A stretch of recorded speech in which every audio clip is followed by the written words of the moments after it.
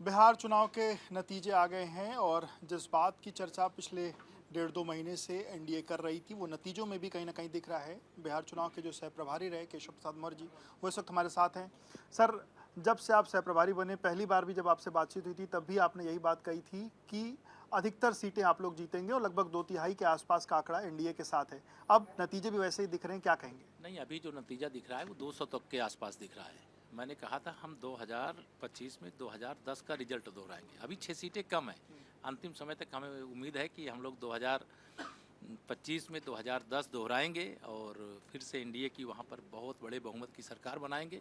और जो विकसित बिहार बनाने की बिहारियों की अपेक्षा है, बिहार के मतदाताओं की अपेक्षा है, बिहार के नौजवानों की अपेक्षा है, वो विकसित बिहार बनाने की नींव डालने का काम बिहार के मतदाताओं ने माननीय प्रधानमंत्री श्री नरेंद्र मोदी जी के प्रति भरोसा जता करके माननीय नीतीश कुमार जी के नेतृत्व को एक बार फिर से स्वीकार करके दे दिया। एसआईआर का मुद्दा लगातार महागठबंधन ने उठाया, राहुल गांधी ने उसको लेकर के रैलियां तक करी, पर क्या लगता है कि उस मुद्दे के कारण उनको मुंह की खानी पड़ी? एसआईआर मुद्दा ही नहीं है। एसआईआर एक लोकतंत्र का पवित्र यज्ञ था जिसमें कोई मतदाता अगर स्वर्गवासी हो गया है, मतदाता सूची से नाम हटाने का वेलकम करना चाहिए एक जिम्मेदार राजनीतिक दल के नाते।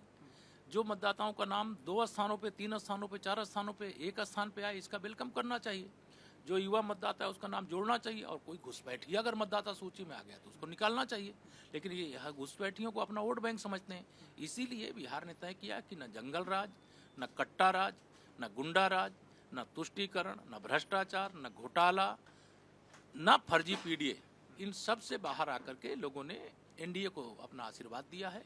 और मैं समस्त एनडीए के नेतृत्व को बधाई देता हूं, वहां के हर पार्टी पदाधिकारी को बधाई देता हूं। हमारे जो 5 पांडव माननीय प्रधानमंत्री जी के नेतृत्व में जो दिखाई दे रहा था, माननीय प्रधानमंत्री मोदी जी, श्री नीतीश कुमार जी, श्री चिराग पासवान जी, श्री उपेंद्र कुशवाहा जी, श्री जीतन राम मांझी जी, उनकी ये ऐतिहासिक भी जीत है। और वहाँ का चुनाव कार्यकर्ताओं के साथ साथ जनता भी लड़ रही थी, इसलिए हम लोगों को ऐतिहासिक सफलता। एसआईआर को लेकर के आप कह रहे हैं कि एक बड़ा यज्ञ है, अखिलेश यादव कह रहे हैं एसआईआर के कारण बड़ा खेल वहां हुआ है और अपना पश्चिम बंगाल में एसआईआर होने देंगे, ना यूपी में होने देंगे, इस खेल को बिगाड़ेंगे। देखिए, ये सब इनकी इसी गुंडागर्दी के कारण इनको जनता पाताल में भेज रही है। इनको कभी उत्तर प्रदेश की सत्ता सौंपी थी, ये जहर उगलेंगे ना, तो जहर उगलने वालों को लोकतंत्र की ताकत से मतदाता उनको औकात में ला देगा। और एसआईआर ये पवित्र लोकतंत्र का यज्ञ है और इस प्रकार की भाषा बोलेंगे आने वाले चुनाव में जो हस्र श्री तेजस्वी यादव, श्री राहुल गांधी और श्री अखिलेश यादव भी उसका हिस्सा है। सीट भले एक नहीं पाए, बेगानी शादी में अब्दुल्ला दीवाना बन के घूम रहे थे, कहते थे कि अवध में हराए हैं, मगध में हराएंगे। अब वो कहें कि मगध में हार गए, अब अवध में हारेंगे, वो अपने आप स्वीकार कर लें तो अच्छा है, नहीं तो 2027 में जैसे 2017 में 22 में उनको धूल चटाएं, वैसे फिर चटाएंगे। कह रहे हैं जैसे सीसीटीवी से निगरानी रखी जाती है वैसे वो पीपीटीवी से निगरानी रखेंगे, पीडीए प्रहरी बना करके एसआईआर की निगरानी करेंगे। वो फर्जी बातें करना श्री अखिलेश यादव जी को कहिए बंद करें। उनके राजनीति का युग समाप्त हो गया। अब तुष्टीकरण, जातिवाद, भ्रष्टाचार, गुंडा, अपराधी, माफिया उत्तर प्रदेश में शासन नहीं करेंगे। उनका संरक्षण करने वाले शासन नहीं करेंगे। उत्तर प्रदेश को सर्वोत्तम प्रदेश बनाने वाले शासन कर रहे हैं और शासन करेंगे। कह रहे हैं भाजपा दल नहीं छल है। ये जो बोल रहे हैं, जो दल होता है वो जीतता है, जो छल होता है वो हारता है।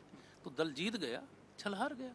वोट चोर गद्दी छोड़ के नारे लगातार चुनाव में देखने को मिले, पर अभी जो नतीजे हैं उस पर आप... वोट चोरी कांग्रेस के डीएनए में है। जब 1946 में अंतरिम सरकार बनी थी अंग्रेजों के जाने के समय, उस समय लौह पुरुष भारत रत्न सरदार वल्लभ भाई पटेल जी को 15 में से 14 वोट मिले थे। वोट चोरी करके पंडित जवाहरलाल नेहरू जी को अंतरिम सरकार का प्रधानमंत्री बनाया गया।